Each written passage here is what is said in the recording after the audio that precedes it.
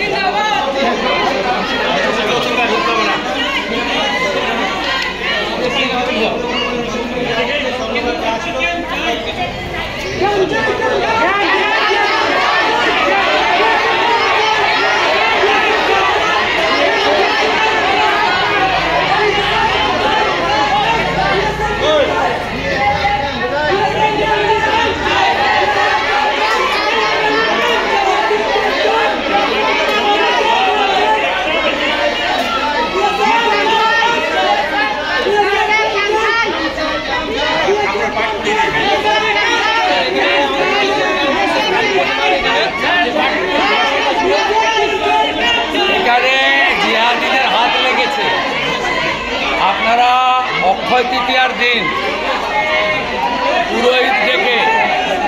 পুরোহিত ডেকে মন্দিরটাকে পবিত্র করবেন। আগে জিহাদিদের হাত লেগেছে, বিধর্মীদের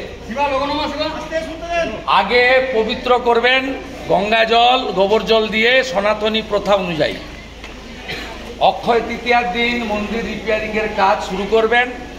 সমূহ খরচ 9টা মন্দির ভেঙেছে, সমূহ খরচ আমি দেব এবং মন্দির রিপেয়ারিং শুরু হলে কয়েকদিন পরে আমি আবার আসবো আপনাদের কাছে।